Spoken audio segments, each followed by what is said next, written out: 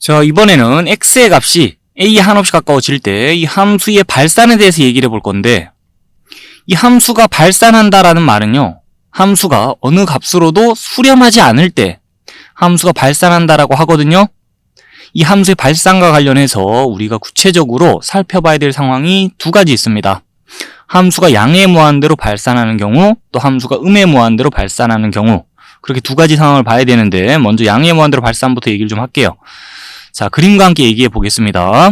함수 yfx의 그래프가 이와 같다고 할 때, 이 x의 값이 a가 아니면서 a에 한없이 가까워질 때를 또 보면요, 자, 그때 이 함수 fx의 값이 그래프 타고 가면서 어떻게 돼가는지 보면은 x가 a로 갈 때 이 함수 fx의 값이 한없이 커지는 걸 보고 있죠. 이렇게 함수의 값이 한없이 커질 때 그 함수 양의 무한대로 발산한다라고 하는데요, 이 함수가 양의 무한대로 발산하는 상황, 자, 지금 그림과 같은 장면을 또 기호를 사용해서 수식으로는 어떻게 표현해 줄 수 있겠냐, 이렇게 표현해 줄 수 있습니다. 자, 여기 처음 보는 기호가 등장했으니까 또 설명을 잠시 하고 가는데, 이 숫자 8을 옆으로 눕혀 놓은 것 같은 이 기호는 앞으로 무한대라 읽어주면 되고요. 자, 이 기호는 그 하나의 수를 가리키는 게 아니고 값이 한없이 커지는 상태를 나타내는 기호입니다. 그래서 리미트 x가 a로 갈 때 fx는 무한대, 이와 같이 식이 적혀 있으면 이 식 통째로의 의미를 어떻게 해석해 주면 되겠냐, x의 값이 a가 아니면서 a에 한없이 가까워질 때 함수 fx의 값이 한없이 커진다라고 이 식 통째로의 의미를 해석해 주면 되고요. 이 식과 정확히 의미하는 바가 똑같은 표현이 아래쪽에 또 띄워져 있습니다. 보면 이 x의 값이 a가 아니면서 a에 한없이 가까워질 때 함수 fx의 값이 한없이 커진다라는 건데, 이 그림과 같은 상황, 자, 함수의 값이 한없이 커지는, 함수가 양의 무한대로 발산하는 상황을 이 무한대 기호를 사용해서 이렇게 또는 이렇게 표현해 줄 수 있다는 거 봐두고요. 여기서 이제 주의해야 될 점이 있습니다. 뭘 주의해야 되냐? 자, x의 값이 a에 한없이 가까워질 때 이 함수의 값이 일정한 값에 한없이 가까워진다거나, 아니면 이 함수의 값이 그 상수로서 계속 같은 값으로 유지되고 있다거나 하는 게 아니죠.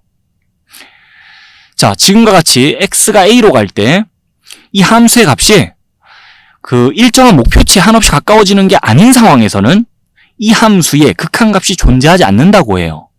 그래서 함수가 양의 무한대로 발산하는 함수의 값이 한없이 커지는 상황에서 이 함수의 값이, 자, 뭐 일정한 목표치에 한없이 가까이 가는 게 아닌 상황이니까 지금 그림과 같은 장면을 보고는 x는 a에서 이 함수 fx의 극한값은 존재하지 않는다, 극한값이 없다라고 얘기를 해주면 됩니다. 그리고 이 그림을 보면서 이와 같은 식을 작성할 수 있겠다 그랬는데요. 자, 식을 이렇게 작성해놨다 그래서 이 식의 값이 이 무한대다라고 생각하는 게 아니고요, 이 식의 값은 없다, 함수 fx의 x는 a에서의 극한값은 존재하지 않는다라고 생각을 하면 됩니다. 식이 이렇게 작성됐더라도. 자, 함수가 양의 무한대로 발산하는 상황은 함수의 극한값이 존재하지 않는 상황이라고 간주를 해주면 돼요. 여기까지 얘기를 해본 걸, 자, 간단한 예를 보면서 정리를 좀 하겠습니다. 이 식의 값에 대해 생각을 해볼 건데, 요 함수의 그래프를 이용해서 생각을 해볼 거고, 함수의 그래프가 여기 띄워져 있습니다. 함수의 그래프가 왜 이렇게 생겼나요? 그 모양이 궁금하다 그러면은 먼저 이 함수에 대해서 그래프를 생각해 보면 되는데, 자, y는 x분의 1이라는 유리함수의 그래프, 더 이상 부연 설명 필요 없죠. 이 함수의 그래프는 잘 알고 있죠. 자, 여기랑 식을 비교해보면 여긴 절대값 기호가 없고 여긴 절대값 기호 있으니까 이 함수의 그래프에서 x축 아래로 내려온 부분을 x축 위로 접어 올리면은 이 함수의 그래프가 나오겠죠. 그렇게 이 함수의 그래프에 대해 이해를 해주면 되고요. 그 함수의 그래프에서 우리는 x가 0으로 갈 때를 봐야 되잖아요. 이 함수의 그래프에서 x가 0에 한없이 가까워질 때, 그러면 x가 0보다 작으면서 0에 한없이 가까워질 때 붙어보자면 함수의 그래프가 아래로 끝도 없이 내려가요. 그러면서 함수의 그래프가 y축에 한없이 가까이 가죠.